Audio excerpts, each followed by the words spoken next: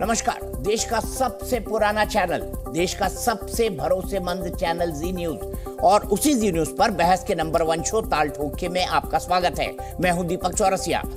ताल ठोके में आज की बहस एक माफिया डॉन पर है जिससे अब डर लगता है। जी हां, अतीक अहमद, जिसे लेकर यूपी पुलिस थोड़ी देर में प्रयागराज पहुंचने वाली है। पिछली बार अतीक को डर था कि रास्ते में उसकी गाड़ी न पलट जाए, लेकिन इस बार वो खुद कबूल रहा है कि न सिर्फ उसे मिट्टी में मिला दिया गया है बल्कि अब उसे रगड़ा भी जा रहा है। ये खुद अतीक के शब्द है कि उसकी माफियागिरी खत्म हो चुकी है और अब उसे रगड़ा जा रहा है। पूरे 44 साल की एक भरी पूरी क्राइम हिस्ट्री है अतीक की, जिसमें 100 से ज्यादा केस है। अपराध की दुनिया में रहते हुए वो राजनीति में भी आया, विधायक बना, सांसद भी बना। हत्या, अपहरण, रंगदारी, दंगे भड़काने से लेकर क्या क्या मुकदमे नहीं है उसके ऊपर। कोर्ट कचहरी के चक्कर लगाता रहा लेकिन कभी बाल भी बांका नहीं हुआ। ये वो अतीक अहमद है जिसके मुकदमों से जज अपने नाम हटवा लेते थे। ये वो अतीक है जिसके खिलाफ कोई गवाही देने को तैयार नहीं होता था। जजों के केस से हटने और गवाहों का पलटने का पूरा रिकॉर्ड है। राजू पाल हत्याकांड में उमेश पाल ने गवाही देने की हिम्मत जुटाई थी। अब उसी उमेश पाल का मर्डर अतीक को रगड़े जाने की वजह बना है। अतीक के साम्राज्य को बुलडोजर से ढाए जाने के बाद भी यूपी सरकार का एक्शन रुका नहीं है। अतीक के करीबियों पर इस वक्त ईडी की कार्रवाई चल रही है। बड़े पैमाने पर अवैध संपत्ति के खुलासे हो रहे हैं। उसके 2 बेटों और कई रिश्तेदार जेल में हैं, लेकिन पत्नी और एक बेटा 47 दिन बाद भी फरार है। इसीलिए उमेश पाल की मां सवाल भी उठा रही है कि अतीक अभी मिट्टी में मिला है क्या, क्योंकि उनके बेटे के हत्यारे तो अब भी बाहर घूम रहे हैं। तो आज की बहस में ये भी जानेंगे कि अतीक के रगड़े जाने को यूपी में माफिया राज का द एंड माना जाए या अभी और भी बहुत एक्शन होना बाकी है।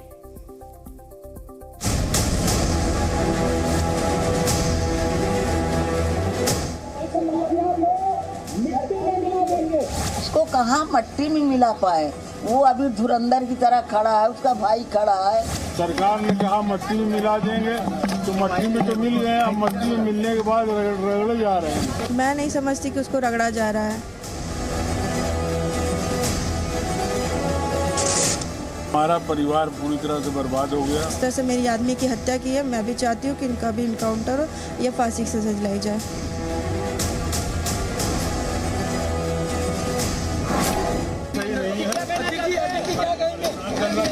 मारना चाहिए। इनको न मौत के घाट उतारे तब तक क्या पूर्ति हुई है, कोई पूर्ति नहीं।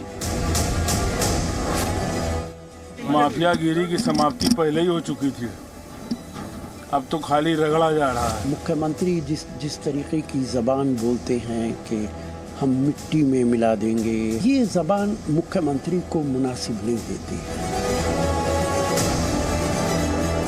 हम सख्ती के साथ सभी अपराधियों की कोर्ट में कड़ाई से पैरवी कर रहे हैं और सजा दिला रही है। मेन मुद्दों से ध्यान भटकाने के लिए ये प्रायोजित कार्यक्रम उत्तर प्रदेश की सरकार का है। पूरा उत्तर प्रदेश का एक एक नागरिक जानता है कि पाल परिवार को न्याय नहीं मिला।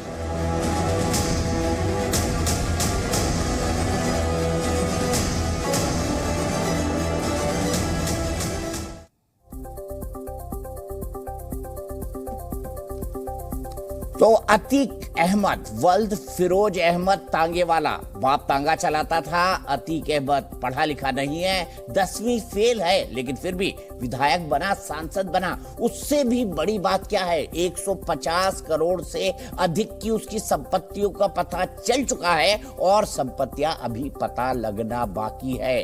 बीबी को 5 बार में 8 करोड़ रुपए हाल ही में उसके खाते में जमा कराए गए हैं। सवाल यह है कि जेल में बंद अतीक अहमद ऐसा क्या करता है कि अरबों करोड़ों की संपत्ति का मालिक है। अतीक अहमद वल्द फिरोज अहमद तांगेवाला दरअसल शुरुआत में पहलवानी किया करता था। उसका पिता भी पहलवानी किया करता था।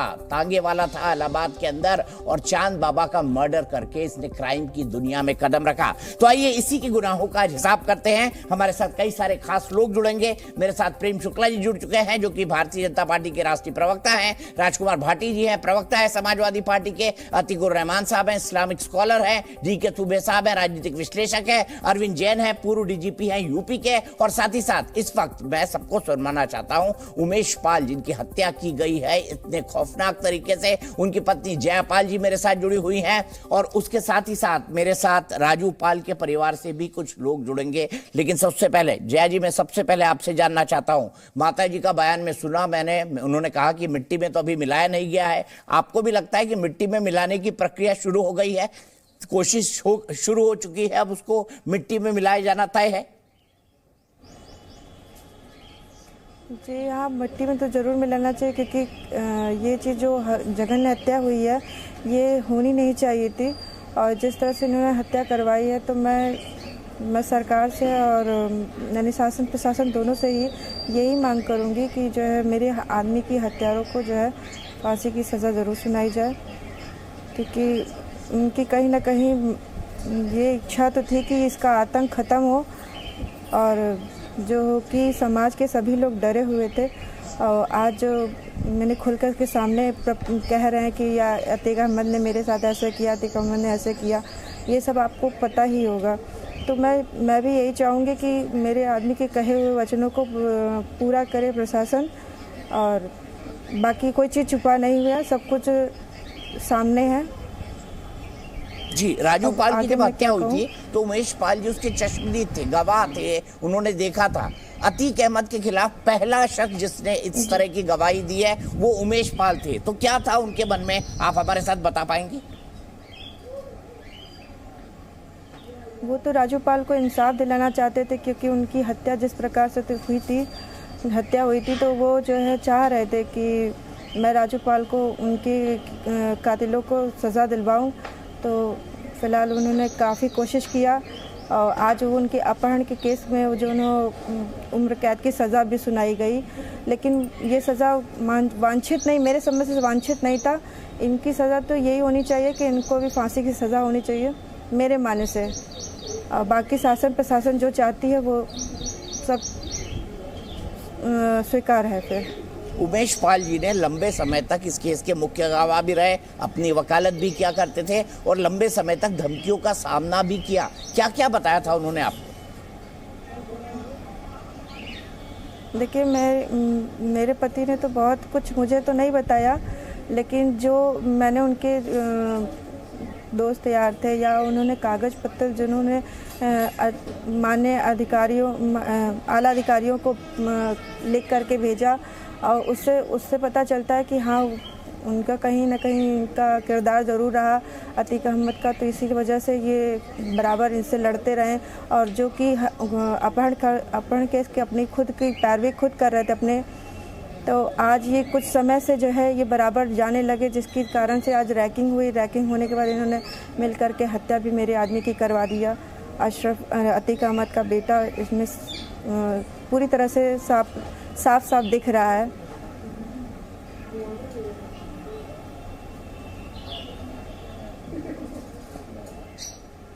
एक बात और जानना चाहता था आपसे कि जब ये सब कुछ हो रहा था, लंबा अरसा गुजरा, कई साल गुजर गए, जब वो गवाह बने, गवाही के बाद वो अपना मुकदमा खुद लड़ने लगे, तो आपको क्या लगता था, क्या डर पड़ गया अतीक अहमद को? सिर्फ वो एक गवाह जिसने उनके खिलाफ गवाही दी उसको जताना चाहते थे कि नहीं अब भी उनका दबदबा कायम है, इसी के लिए उन्होंने उमेश पाल जी की हत्या करवाई? जी हाँ, वो तो यही समझ रहा था ना कि मैं अपने आगे किसी को उठने ना दूं। आज 4 साल का विधायक होकर के, 1 साल का सांसद होकर के उन्हें जो यानी पूरा साम्राज्य दिखाया कि मेरे आगे कोई है नहीं, इसीलिए उमेश पाल को बढ़ने ना दिया जाए। तो जिसकी वजह से उन्होंने उनकी हत्या करवा दी। ये हमको पूरी तरह से लग रहा है कि ये इसके दिमाग में यही था कि ये आदमी आगे बढ़ रहा है और सारा समाज उसके साथ है, तो कहीं ना कहीं ये कुछ कर सकता है। लेकिन उनके मरने के बाद भी आज समाज जागरूक हुआ है और सभी की मांग यही है कि इस माफियाओं को ख़त्म किया जाए। जैसा सदन में बाबा जी ने कहा था कि माफियाओं को मिट्टी में मिला दिया जाए, और मैं उस वचन को मैं समझती हूँ कि वो अपने वचन को पूरा अंजाम देंगे। मैं उनको बहुत तहे दिल से धन्यवाद दूंगी इस चीज़ के लिए कि वो माफियाओं को ख़त्म करें, कि किसी का डर ना रहे, वो स्वेच्छा से सब आराम से घूम सके और इस तरह का आतंक ना फैले। पे उमेश पाल जी के साथ 2 कांस्टेबल की भी डेथ हुई जो उनकी रक्षा कर रहे थे, जो गनमैन थे। मैं आपसे ये जानना चाहता हूँ कि इस तरह के बंदूकों के साए में उमेश पाल जी की जिंदगी कैसी थी? क्या क्या डर रहता था आपको, या आपके मन में कोई अनिष्ट की आशंका आती होगी कहीं कुछ गड़बड़ ना हो जाए, इतने बड़े आदमी के साथ झगड़ा कर लिया है, पंगा ले लिया है? जी ऐसा तो था ही, लेकिन हम लोग तो ऐसा कभी नहीं सोचते थे कि हम लोग सोचते थे कि आम नागरिक की तरह हम लोग भी अपने यानी सब कुछ कर सके। लेकिन राजू पाल को इंसाफ दिलाने के लिए उन्होंने जो कुछ कदम उठाया तो उसमें हम लोग ने पीछे भी नहीं रहे। उन्होंने जो है आज 18 साल के बाद जो है इनकी इस नतीजा निकलने वाला था जिसकी वजह से, और मेरे 2 गनर भी ख़त्म हुए। इसमें बहुत दुखद हुआ इस चीज़ के लिए। मैं समझ रही हूँ कि उनके परिवार भी बिलख रहे हैं, जिस तरह से आज मैं बिलख रही हूँ, मेरा परिवार पूरा बिलख रहा है। और मैं नहीं चाहती कि जिस तरह से मेरी आज मेरे पति की हत्या कराई गई है, तो ऐसा किसी अन्य बहनों का भी उजड़े या उनके माँ का बेटा ख़त्म हो, इस तरह से मैं नहीं चाहती। तो इस आतंक को ख़त्म कराने के लिए इनका सर्वनाश जरूर होना चाहिए। ठीक है, मैं आखिरी चीज़ आपसे जानना चाहूँगा, प्रदेश की जनता आपको सुन रही है, देश की जनता आपको सुन रही है, दुनिया भर के लोग जी न्यूज़ देखते हैं, वो आपको सुन रहे हैं। क्या कहना चाहेंगी आप मुख्यमंत्री योगी जी के लिए? क्या कहना चाहेंगी अभी तक जो कार्रवाई हुई है उस पर? पहले तो मैं बाबा जी को अपनी तरफ से प्रणाम करूंगी, क्योंकि वो पिता समान है मेरे। जो वो न्याय दिलाएंगे मुझे बेहतर ही दिलाएंगे। फिलहाल मैं चाहती हूँ कि इनका आतंक ख़त्म हो, और यानी जनता भी आराम से इस चीज़ का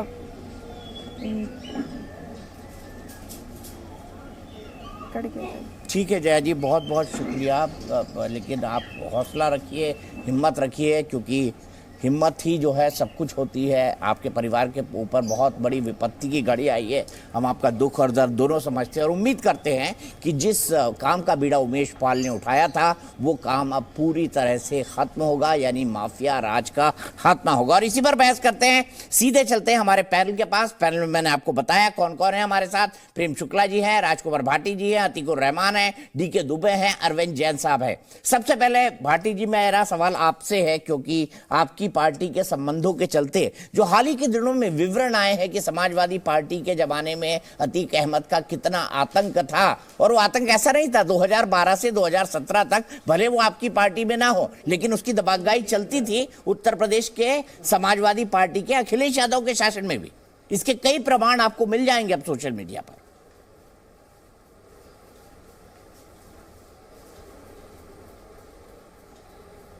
राजकुमार जी, ये सवाल आपसे है।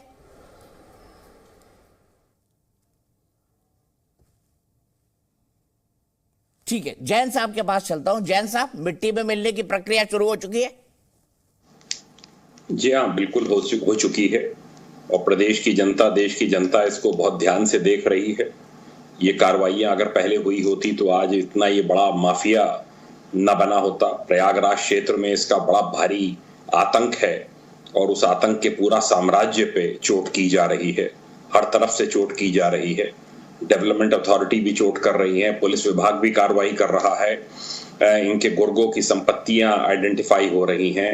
ईडी भी देख रही है कि कौन कौन सी बेनामी संपत्तियां हैं, क्योंकि PMLA एक्ट के अंतर्गत उसको बड़ी शक्तियां प्राप्त हैं, और जो भी बिल्डिंग सीज की जाती है, कब्जे में ली जाती है, उसको कोर्ट में प्रूव करना पड़ेगा उस व्यक्ति को कि वो लीगल मीन्स से वो बनाई गई है।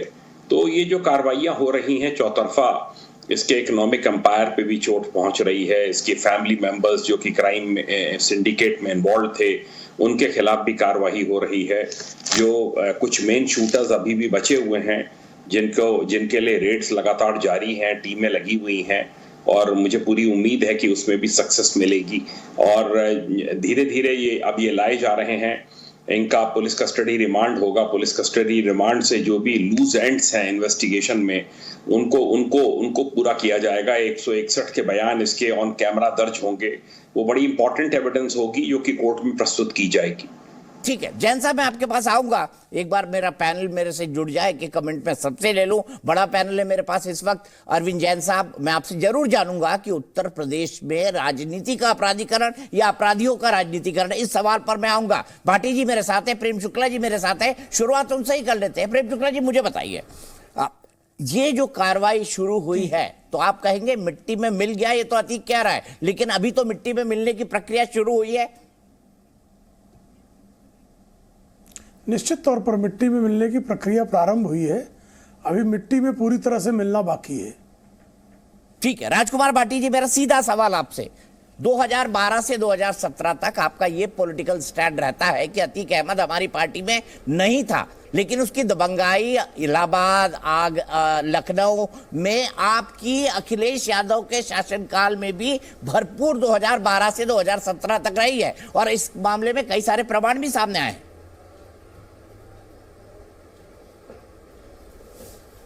नहीं, दबंगई अगर रही है तो गलत है, दबंगई नहीं रहनी चाहिए किसी अपराधी की। और जैसा कि आप अपने शो में कह रहे हो बार बार, और मुख्यमंत्री ने भी कहा कि माफिया को मिट्टी में मिला देंगे, तो कोई माफिया, कोई अपराधी अगर मिट्टी में मिलाया जाता हो, उसे समाप्त किया जाता हो, तो इसमें सबको समर्थन करना चाहिए उसका।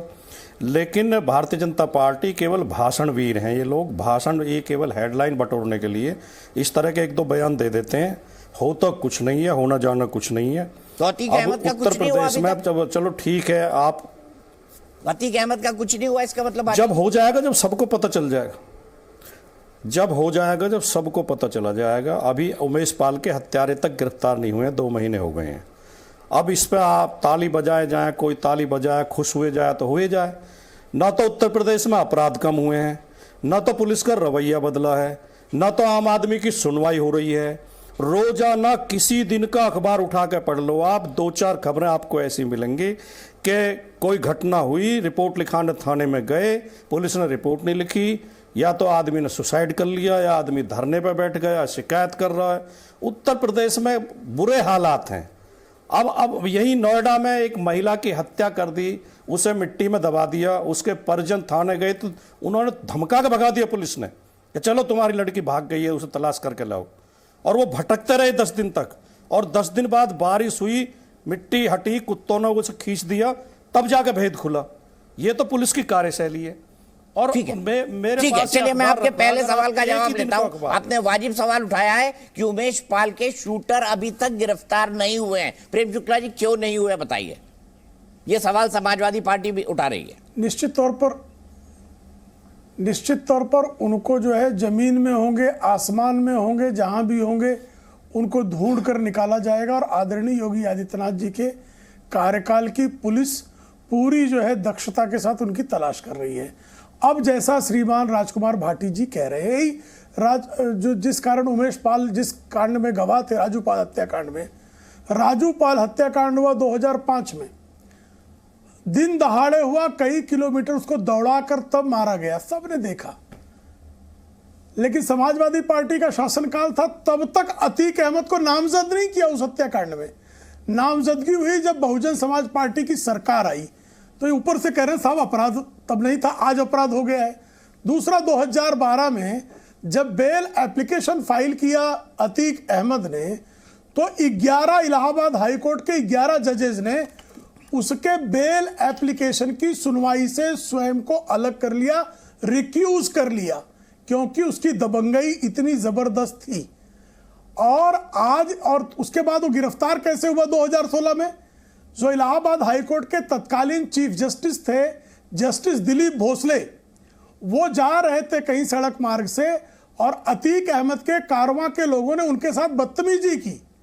उस बदतमीजी के बाद उन्होंने एफआईआर कराने की कोशिश की। अखिलेश यादव की सरकार थी। एफआईआर जो है उनके जो कर्मचारी थे, उनके प्रयास के बाद भी एफआईआर नहीं हुआ। दूसरे दिन जब कोर्ट में बैठे तो सीओ मोटो उन्होंने अतीक अहमद की फाइलें मंगवाई, तो पता लगा ऑलरेडी एब्सकॉन्डिंग था, वो फरार था, तब जाकर उसकी गिरफ्तारी हुई है। तो आप किस तरह से अतीक अहमद जैसे लोगों को प्रचारित। और तीसरी घटना बताता हूं, 2006 में इसी नोएडा में वो सीईओ के घर में लाओ लश्कर के साथ घुसा। नोएडा के तत्कालीन जो सीईओ थे उनके घर में घुसा, बदतमीजी की, थप्पड़ मारा, और एफआईआर नहीं हुआ। तो किस तरह से जैसे जो है वो सरकार के असली मुख्यमंत्री अतीक अहमद मुख्तार अंसारी जैसे माफिया थे, ये स्थिति थी। जवाब दीजिए, ये सारा राजकुमार भाटी जी। प्रदेश जानता है। ये जैन साहब से पूछ लीजिए, उसका जो उत्तर दे देंगे जैन साहब। बताइए, ये बात तो सही है ना कि अपराधियों का सबसे ज्यादा समर्थन अगर शुरू हुआ तो राजकुमार भाटी जी, समाजवादी पार्टी और बसपा की जब मिली जुली सरकार आई, और उससे पहले समाजवादी पार्टी की एक बार सरकार जनता दल के थ्रू बन चुकी थी, तब मिला। ये क्या सही नहीं है? बिल्कुल गलत है, बिल्कुल ही निहायत ही गलत है। ये आरोप एकदम जो है भेदभावपूर्ण है। प्रेम शुक्ला जी ने दो बातें कही कि एक तो समाजवादी पार्टी के शासन के एक दो अपराध का जिक्र किया।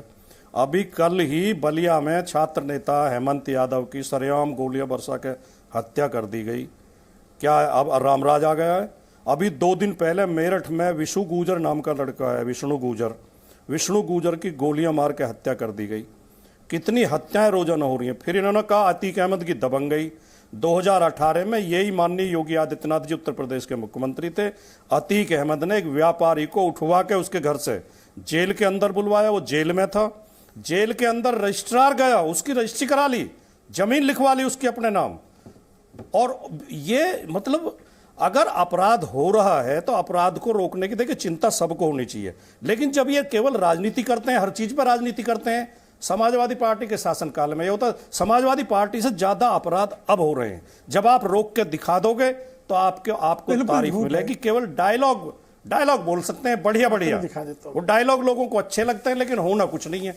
अच्छा मुझे बताइए, तो दिखाओ, जब तक समाजवादी पार्टी की सरकार थी, नामजद क्यों नहीं हुआ अतीक अहमद? जबको सबको पता था, पूरे इलाहाबाद को पता था कि अतीक अहमद ने करवाया है। नहीं, उसी समय तो मुकदमा दर्ज हो गया था। कौन कह रहा नहीं हुआ था? वो नामजद कहां हुआ था अतीक अहमद? अतीक अहमद नामजद हुआ था मायावती की सरकार आने के बाद, मायावती जी की सरकार के बाद। देखिए अभी प्रेम शुक्ला जी कह रहे थे किसी आईएएस के साथ बदतमीजी। अब उन्हें आईएएस से पूछना चाहिए कि उन्होंने क्या एफआईआर लिखाई थी, नहीं लिखाई थी, कितनी बदतमीजी हुई थी। इस तरह के आरोप तो कॉमन रूप से कोई कुछ भी लगाया जा सकता है, लेकिन जो हालत अपराध की उस समय थी, और अतीक अहमद को एक ये कह के पेश किया जाता है कि अतीक अहमद को नेता बनाने का काम समाजवादी पार्टी ने किया। समाजवादी पार्टी ने उसे सदन में पहुंचाया, समाजवादी पार्टी ने उसे टिकट दिया था 1996 में। उससे पहले वो 3 बार विधायक चुना जा चुका था, 3 बार सदन में जा चुका था। आपको नहीं पता था अतीक अहमद क्या करता है? समाजवादी पार्टी इतनी भोली तो नहीं है राजकुमार भाटी जी, इतनी भोली तो नहीं है कि इलाहाबाद में अतीक अहमद क्या माफियागिरी करता था ये जानती नहीं थी, ऐसे ही टिकट दे दिया था उसको। नहीं, मैं इस बारे में कतई कोई गलत बात नहीं कहूंगा। राजनीति का अपराधीकरण देश के लिए एक चिंता का विषय है, इस पे हमें गंभीरता से चर्चा करनी चाहिए। लेकिन आपने तो अपराधियों का राजनीतिकरण कर दिया था भाई। राजकुमार भाटी जी, आप एक कदम आगे थे। राजनीति का अपराधीकरण नहीं, अपराधियों का राजनीतिकरण था कि ये जीत रहा है, ये अपराधी है, इसलिए इसको टिकट दे दो। और ऊपर से अगर वो अल्पसंख्यक हो, मुसलमान हो, तो टिकट तो शोर शॉट मिल रहा था, क्योंकि आपको मुसलमानों के वोट चाहिए। यही तो आप भेदभाव करते हो, फिर आप पत्रकार नहीं रह जाते। उत्तर प्रदेश में भारतीय जनता पार्टी के 52 मंत्रियों में से 22 के खिलाफ आपराधिक मुकदमे हैं, और 250 विधायकों में से 111 के खिलाफ आपराधिक मुकदमे। सरकारी रिकॉर्ड है। मुख्यमंत्री के खिलाफ 12 मुकदमे थे। इनके केंद्रीय गृह राज्य मंत्री के खिलाफ हत्या का मुकदमा है। इनके उप मुख्यमंत्री केशव प्रसाद मौर्य के खिलाफ मुकदमा। राजनीति के अपराधीकरण पर जब हम चर्चा करें, राजकुमार भाटी जी, आपने मेरे राजनीति के अपराधी कह सकते हैं, आप स्वतंत्र हैं। मैं एक छोटी सी बात आपसे पूछना चाहता हूं। इतने मंत्रियों के खिलाफ मुकदमे हैं, मुख्यमंत्री ने अपने मुकदमे वापस ले लिए, अदालतें खुली हुई है जनाब, और कोई भी मुकदमा जब वापस लिया जाता है तो उसमें कोर्ट की संस्तुति भी होती है। भाटी जी कॉन्टेस्ट करते हैं उसको, उसके खिलाफ चले जाते हैं आप कोर्ट में। जब आप समाजवादी पार्टी पर आरोप लगाते हो तब अदालतें बंद हो जाती हैं। मैं नहीं लगाता हूं सर, मैं नहीं लगाता हूं आरोप, माफ कीजिएगा। मैं सिर्फ वही बातें, एक तरफा आरोप लगा रहे हैं दीपक जी, आप एक तरफा आरोप लगा रहे हैं। ना बताइए ना क्या आरोप है? कम से कम निष्पक्ष रहना चाहिए। ये चिंता हम चाहे, ये चिंता सही आरोप क्या है मुझे तो समझ आ जाए, नहीं होना चाहिए, लेकिन उसके लिए समाजवादी पार्टी से ज्यादा बीजेपी जिम्मेदार है। बीजेपी ने बड़े बड़े अपराधियों को टिकट दिए। बीजेपी में आज भी अपराधियों का बोलबाला है। अभी तो पीछे कितना बड़ा माफिया मुख्यमंत्री के बराबर में बैठा था, उसे इन्होंने टिकट देकर विधान परिषद में चुनवा दिया। जिसके खिलाफ इनाम ही रहा है, जो इसके खिलाफ इनाम रहा है। नाम ले लीजिए ना मैडम कुंवर भाटी जी, नाम लेने से क्यों डर रहे हैं? मैं भी पूछ लूं सवाल, प्रेम शुक्ला से वही नाम लेकर। तो मैंने बता तो दिया, 22 मंत्री हैं, एडीआर की रिपोर्ट। सर आप जिसका नाम ले रहे हैं, जिस माफिया को भी एमएलसी बनाया, जब चुनाव लड़ते हैं तो जो मुख्यमंत्री जी के बगल में बैठा था और जिस माफिया को भी एमएलसी बनाया, अगर इस बात को हम इस तरह चर्चा करें कि राजनीति का अपराधीकरण गंभीर चिंता। सर देखिए, आप मुझ पर एक के बाद एक आरोप लगा रहे हैं, मैं आपसे काउंटर सवाल कर रहा हूं, आप जवाब नहीं दे रहे हैं। आप बता दीजिए नाम उस एमएलसी का जो अपराधी है, जो मुख्यमंत्री के बगल में बैठा था। मैं तो आपको बोल रहा हूं, आपको कह रहा हूं, सार्वजनिक मंच पर बताइए कृपया, कौन ऐसा अपराधी है जो मुख्यमंत्री के बगल में बैठा था और जिसको बीजेपी ने एमएलसी बना दिया?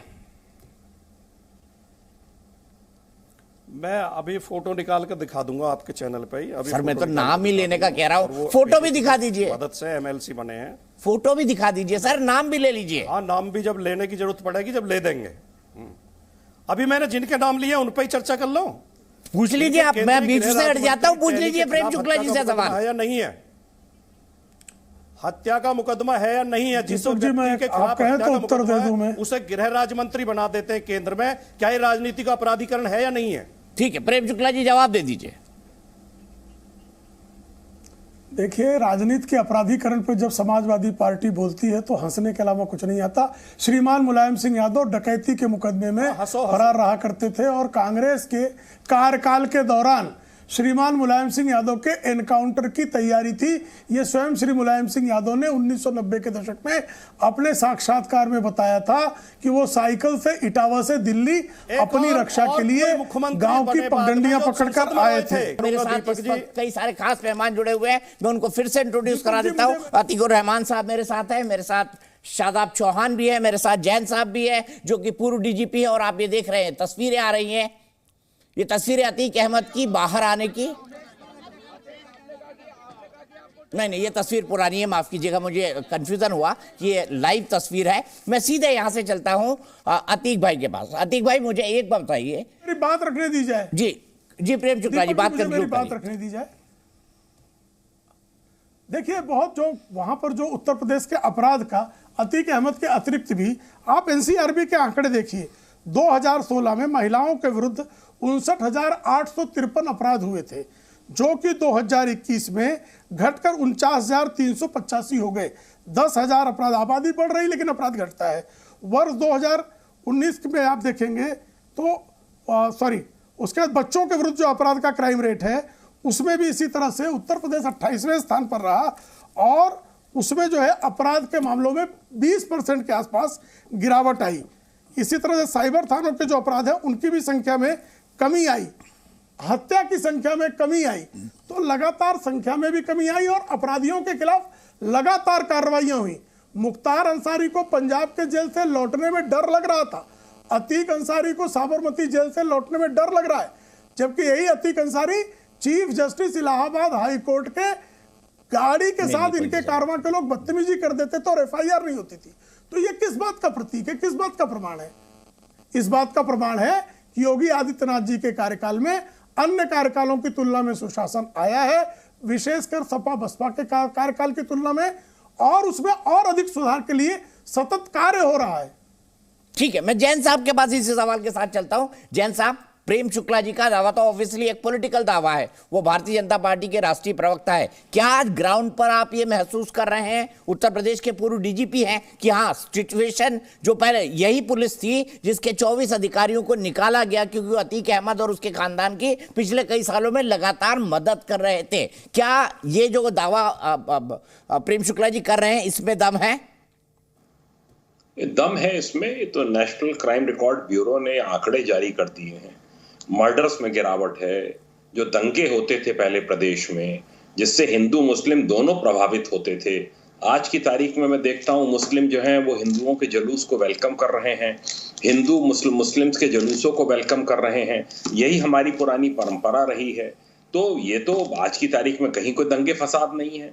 कोई अगर बदतमीजी करने की कोशिश करता है, कानून को अपने हाथ में लेने की कोशिश करता है, सख्त से सख्त कार्रवाई उसके खिलाफ होती है। मुख्यमंत्री जी का आदेश है, हिंदुओं के खिलाफ भी कार्रवाई हुई है, मुस्लिम्स के भी खिलाफ कार्रवाई हुई है। यही होना चाहिए। दंगाइयों की कोई जात नहीं होती। जब हम सर्विस में आए थे हमें यही बताया गया था कि दंगाई की कोई जात नहीं होती। पूरे शहर का माहौल खराब करना चाहते हैं, उनके खिलाफ कठोर से कठोर कार्रवाई होनी चाहिए। इसको हर कम्युनिटी वेलकम करती है। मस्जिदों के ऊपर से, मंदिरों के ऊपर से लाउड स्पीकर उतारे गए, सब एक समान कार्रवाई हुई, कोई दिक्कत नहीं है। जो जुलूसों के लिए एक लेट डाउन है कि कोई नया रूट परमिट नहीं होगा, वो हर के लिए अलाउ किया जा रहा है, हर के लिए हर पर लागू है। शांतिपूर्वक सब काम चल रहे हैं। देखिए, इस समय प्रदेश में बेरोजगारी दूर करना, बाहर का इन्वेस्टमेंट आना, ये सब यहाँ के यूथ की और सब लोगों की प्रायोरिटी है और उस दिशा में कार्य हो रहा है। जो माफियाज के खिलाफ एक्शन हो रहा है, मैं इसको नंबर 1 माफिया कहूंगा उत्तर प्रदेश का। मेरी कभी तैनाती नहीं रही प्रयागराज जोन में, पर मैं आपको बता दूं कि इससे बड़ा कोई, इससे खूंखार कोई माफिया नहीं था। जो इसके खिलाफ कार्रवाई हो रही है, इसको पूरे उत्तर प्रदेश के अपराधी देख रहे हैं, पूरे उत्तर प्रदेश के माफिया देख रहे हैं और भय से कांप रहे हैं कि अगर हमने कोई अपराध किया तो हमारे साथ भी यही हश्र होगा। और यही पुलिसिंग का मापदंड होना चाहिए। ठीक है, मैं सीधे यहां से चलता हूं अतीकुर रहमान साहब के पास। अतीकुर रहमान, रॉबिन हुड बन जाते हैं लोकल गुंडे, गली की गुंडाई से शुरू होता है, फिर वो धीरे धीरे बढ़ता है, राजनीतिक संरक्षण मिलता है, वो रॉबिन हुड बन जाते हैं। और ऐसे माफिया ज्यादातर किसके वोट को पकड़ते हैं? वोट बैंक किसका होता है उनके पास? अल्पसंख्यकों का। अल्पसंख्यकों में भी किसका? माइनॉरिटी का। क्या कभी आप बीजेपी को आलोचना करने के अलावा कभी आपने इसके बारे में सोचा है कि ऐसा क्यों है? ये भारत की वोट बैंक की रियलिटी क्यों है अतीकुर रहमान साहब? जी, बहुत अच्छा प्रश्न है दीपक जी आपका। और मैं क्योंकि मुंबई से आता हूं, हमने एक ज़माना देखा है भाईगिरी का, एक ज़माना देखा है दादागिरी का उससे पहले, और यूपी के हमने दबंगों की भी बातें सुनी है, किस्से कहानियाँ, बाहुबलियों की भी किस्से कहानी सुनी है। मैं एक आश्वासन देना चाहता हूँ आपको दीपक जी, और एक आश्वासन आपके पैनलिस्ट से लेना चाहता हूँ। आश्वासन मेरा ये है कि अतीक अहमद जैसे हिस्ट्री शीटर के लिए या कोई भी इस किस्म के मुंह बोले बहुबालियों के लिए कभी भी आप, जो आपने हमको नाम दिया माइनॉरिटी वोट्स, अल्पसंख्यक, इनकी तरफ से आप कभी भी, ये मेरा आश्वासन है आपको और देश को आश्वासन है, ऐसे हिस्ट्री शीटर्स के लिए, क्रिमिनल्स के लिए आपको कभी भी हमारी कम्युनिटी की तरफ से कोई अधर्म संसद नहीं मिलेगी कि इनको गिरफ्तार ना किया जाए, तन से जुदा सुनने को मिल जाएगा। अतीक भाई, सिर्फ तन से जुदा सुनने को मिल जाएगा। हाँ, ये सर तन से जुदा जो वाला मामला है, इसको अगर इसके साथ आप जोड़ना चाहते हैं तो आप जोड़ दीजिए, मगर आप इसको पैरेलल स्पेस नहीं दे पाएंगे। मतलब वो ये आप कहेंगे ये सॉफ्ट, सर तन से जुदा की जो मांग है, जो नारे लगते हैं शुक्रवार के दिन जुम्मे के बाद, वो सॉफ्ट, वो बहुत सॉफ्ट लाइन है, ये कहेंगे? पूरे पैनल को दिखाइए, ये कहेंगे आप? वो स्पॉन्टेनियस है। अच्छा, वो स्पॉन्टेनियस है, सर तन से जुदा स्पॉन्टेनियस है। वो इंसानियत का दुश्मन है, मुसलमानों का दुश्मन है, दीन इस्लाम का दुश्मन है। कौन है जो सर तन से जुदा कहता है? जो भी ये नारे देते हैं, यस, वो इंसानियत के दुश्मन है, दीन इस्लाम के दुश्मन है। ठीक है, प्रेम शुक्ला जी इंसानियत के दुश्मन है जो सर तन से जुदा नारे देते हैं। मेरे ख्याल से कई सर तन से जुदा हो चुके हैं भारत में। मतलब ये कह रहे हैं सलमान रश्दी पर हमला करने वाला इंसानियत का दुश्मन है। अतीक भाई ये मान रहे हैं ना, सलमान रश्दी पर हमला करने वाला इंसानियत का दुश्मन है, कन्हैया लाल की हत्या करने वाला दुश्मन है, दीन इस्लाम का दुश्मन है, दीन इस्लाम का दुश्मन है, इंसानियत का दुश्मन है। इस्लाम तो अतीक अहमद भी जो है इंसानियत का दुश्मन है, ये आपने स्वीकारा। इसके खिलाफ जो है कोई भी कार्रवाई हो तो आपका समर्थन स्वागत योग्य है। मतलब इसके खिलाफ जितने बुलडोजर गिराए गए सही है, इस मामले में जितने भी बुलडोजर चलाए गए वो सही है अतीक रहमान साहब? जितने भी बुलडोजर अतीक अहमद मामले में चलाए गए वो सही है, ये कहेंगे आप? क्योंकि वो तो दीन इस्लाम का दुश्मन है भाई। अतीक अहमद तो इस्लाम का भी दुश्मन है, आपने कह दिया, डिक्लेयर कर दिया। मतलब जो बुलडोजर चलाई होगी जिन्हें वो सही है, दीन से कोई लेना देना नहीं। अतीक के मामले में जितने बुलडोजर चलाए गए वो सही है, हाँ या नहीं? सिंपल पूछ रहा हूं, जवाब दे दीजिए। अतीक अहमद जैसे हिस्ट्री सीटर क्रिमिनल्स को मैं मुसलमान मानूंगा ही नहीं। ये क्या बात हुई सर, मुसलमान तो है, इस्लाम उसी के नाम दायरे में ना आते ही एक मिनट नहीं। मेरे सवाल का जवाब नहीं दे रहा। अतीक अहमद को आपने कहा कि मुसलमान है ही नहीं, मुसलमानों का दुश्मन है, दीन इस्लाम का दुश्मन है, तो उसके खिलाफ जो बुलडोजर चलाए गए हैं हाल ही के दिनों में प्रयागराज में वो बिल्कुल सही है। इसके लिए योगी जी को तारीफ कर दीजिए, धन्यवाद दे दीजिए। अगर बुलडोजर पॉलिटिक्स कॉन्स्टिट्यूशनल है, अरे पॉलिटिक्स की बात क्या कर रहा हूं, अभी पॉलिटिक्स आ गई इसमें। अभी आप कह रहे थे अतीक अहमद दीन इस्लाम का दुश्मन है, के लिए बुलडोजर चलेगा, मोनू मानेसर के लिए बुलडोजर चलेगा, प्रेम शुक्ला जी कहेंगे कि वो हिंदुत्व का दुश्मन है,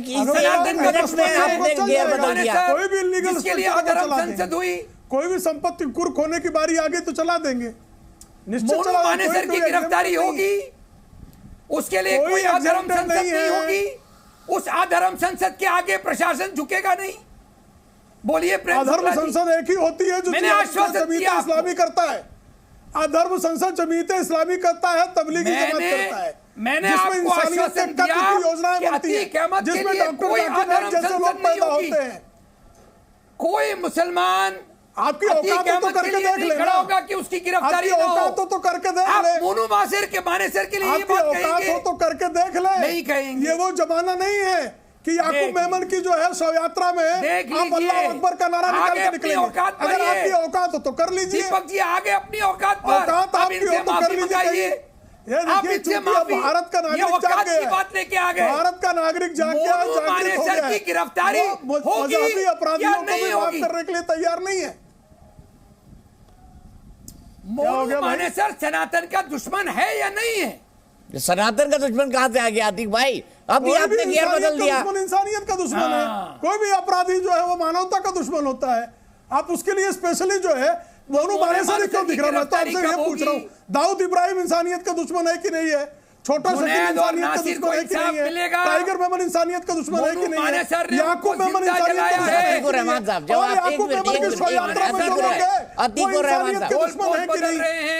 अरे प्रेम शुक्ला जी, मैं एक बात कहना चाहता हूँ। अतीकुर रहमान साहब राजस्थान पुलिस की एफआईआर में मोनू मानेसर का नाम तक नहीं है उस दोनों हत्याकांड में जिसकी आप बात कर रहे हैं। थोड़ा सा अखबार पढ़ लिया करिए, अपडेट ले लिया करिए, ये मैं आपको बताता हूँ कि उसके लिए अधर्म संसद खड़ी हो गई। आप अब नए पॉइंट पर आ गए, जवाब दे दीजिए।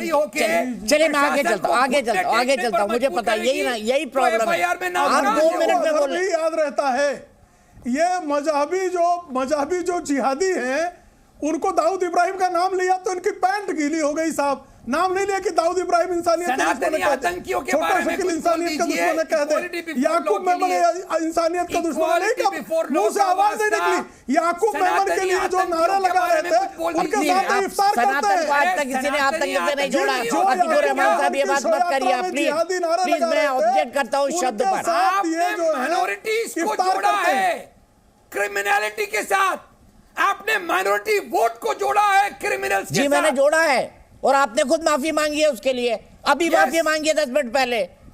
तो क्या तो दाऊद इब्राहिम का नाम ले लिया तो गलत किया क्या प्रेम शुक्ला जी ने? आतंकियों के लिए अधर्म संसद वाले जो प्रशासन को घुटने टेकने पे मजबूर करते हैं, उसके लिए माफी कौन मांगेगा? नहीं, दाऊद इब्राहिम हमारा रोजा तो टूटे ना टूटे अल्लाह डिसाइड करेगा। क्यों हो गए आप कम से कम याकूब मेमन नाम के शैतान का नाम लेने में आपकी सांसें गिरफ्तारी होगी? क्या जुबान क्यों बंद हो गई? जो याकूब मेमन की शव यात्रा में जिहादी नारे लगा रहे थे उनके साथ इफ्तार करने का कुकर्म क्यों होता है? अरे भाई कृपया करके बताइए, आप तो इंसानियत शैतान के साथ क्यों इफ्तार करते हैं? आप अभी तक अतीक अहमद के लिए इतना कितने और शैतान के साथ इफ्तार क्यों करते बताइए जरा मुझे। कलेजे को ठंडक ये तो इस्लाम के खिलाफ है। अभी आपका इस्लाम कहाँ गायब हो जाता है शैतान के साथ इफ्तार करते हुए? अरे बाबा, धर्म संसद ने प्रशासन को घुटने टेकने पे मजबूर किया है। अरे शैतान के साथ आप इफ्तार कर रहे हैं। अधर्म संसद कोई करेगा उसके खिलाफ कार्रवाई होगी। किसी की औकात नहीं, कर ले उसको कार्रवाई हो जाएगी कोई अधर्म फैलाएगा तो। आप लेकिन जितनी धर्म याकूब संसद मेमन का के बोल रहे हैं ना, जिन जिन के शव खिलाफ यात्रा शिकायत में हुई, वो जिहादी जितने जो नारा साधु लगाने संत थे वो वालों जेल घूम के आ सामने चुके हैं, अपने अतीक रहमान मजबूर क्यों है भैया? साहब। जितनी भी ये तो धर्म संसद बताइए, हुई थी और आप बाकायदा शैतान के सुप्रीम साथ कोर्ट तक इफ्तार सुनवाई करने हुई की इसमें। क्या मजबूरी है आपकी? पर आप बड़े पलटे। अतीकुर रहमान को अभी आपने कहा कि वो इस्लाम का नहीं है। मैंने जैसे ही पूछा अतीक के ऊपर बुलडोजर कार्रवाई सही है उसके लोगों के खिलाफ, क्योंकि वो तो इस्लाम से है ही नहीं। अब आप बिल्कुल आपके मुंह में दही जम गया है। जवाब दीजिए ना, क्या अतीक गैंग के खिलाफ बुलडोजर कार्रवाई सही है? अगर वो इस्लाम का दुश्मन है तो सही है कि नहीं है? मानेसर के खिलाफ बुलडोजर चलेगा? मोनू मानेसर कहां से आ गया भाई अतीक अहमद में? चलिए मैं आगे बढ़ता हूं, डीके दुबे जी, डीके दुबे जी, ये क्या राजनीति है अतीकुर रहमान साहब की? ऐसा क्यों बोल रहे हैं? मुझे समझा।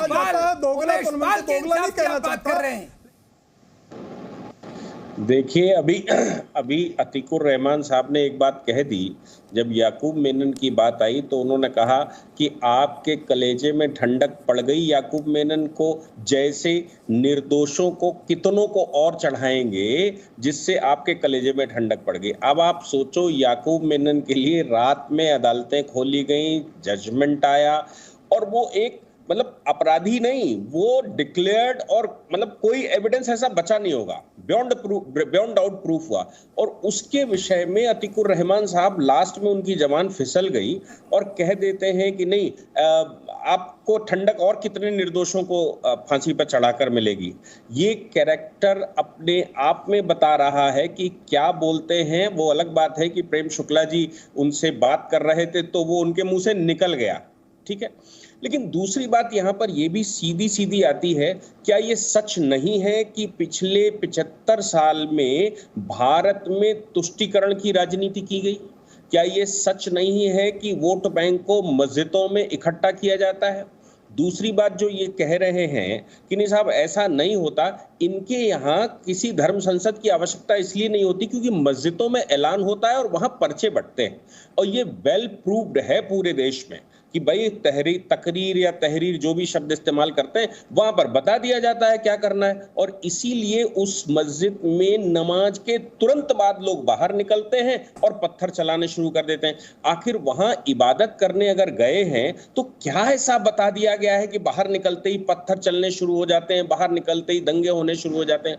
इसका मतलब इनको कहीं से भी कोई संसद करने की आवश्यकता नहीं होती है। एक मैसेज स्प्रेड होता है, मस्जिदों से वो फॉरवर्ड होता है और फिर वहां से पत्थर चलने शुरू हो जाते हैं। कानपुर का दंगा इस बात का प्रतीक है कि एक छोटा सा चंदेश्वर का हाता जिसमें 100 परिवार रहते हैं, बाकी चारों ओर मुस्लिम आबादी है, आप वहां नमाज पढ़ के निकलते हैं और हमले उसके ऊपर हमला जवाब लेते हैं शादाब चौहान से। शादाब चौहान जी बताइए।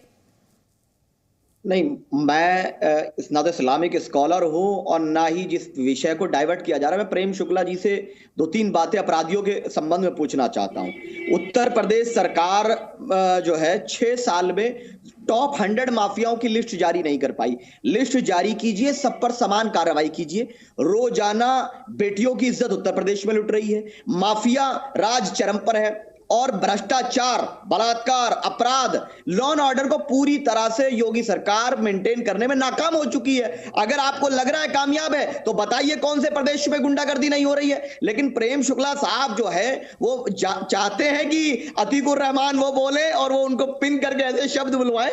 प्रेम भाई बहुत एक्सपर्ट है इस मामले में, मैं जानता हूं, बहुत समझदार आदमी है। लेकिन उनसे ये पूछिए कि उनकी सरकार अगर अधिक चिल्ला रही है, पॉलिटिकल कमेंट्री कर रही है, तो टॉप 100 माफिया की सूची तो होगी उनके पास, आप जारी करिए भैया। लेकिन जारी नहीं करेंगे। आपके राज में दलितों के साथ क्या हो रहा है, गुज्जरों के कितने एनकाउंटर हुए, फेक एनकाउंटर हो रहे हैं गुज्जर समाज के। अभी आप राजीव भाटी साहब ने कुछ बोला, जज्बात में हो सकता है मुझसे डिसएग्री करें, लेकिन उनकी आवाज नहीं उठाई जाएगी। और आज का दिन जो है बहुत ही महत्वपूर्ण दिन है, मैं आपको बताऊं, फतेह मक्का का दिन है। तो आज के दिन मैं इस बात को कहूंगा कि संपूर्ण मानवता को न्याय देने के लिए प्रतिबद्ध होने वाली सरकार की आवश्यकता है, जिसमें भारतीय जनता पार्टी पूरी तरह से नाकाम है और वो अपनी नाकामी छिपाने के लिए राजनीतिकरण करती है।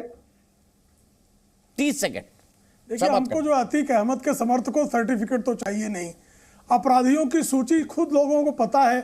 जो अपराध करेगा वो अपराध का तत्काल दंड पाएगा, घर पे बुलडोजर चढ़ जाएगा, गोली लग जाएगी, उसको पता है भली बात की गोली चलाने गलती किया तो मारा जाएगा। ठीक है, मैं यहीं पर रुकता हूँ। अफसोस प्रेम शुक्ला जी, वक्त हमारे पास इतना ही है। हम फिर बैठेंगे, फिर इस मुद्दे पर बात करेंगे, क्योंकि राजनीति का अपराधीकरण या अपराधियों का राजनीतिकरण अब तो नहीं हो रहा है, उस पर कैसे अंकुश लगा रही है खुद देश की जनता, यानी जनता जनार्दन। इस बारे में आप भी सोचिएगा जरूर कि कहीं आपके इलाके में राजनीति का अपराधीकरण या अपराधियों का राजनीतिकरण तो।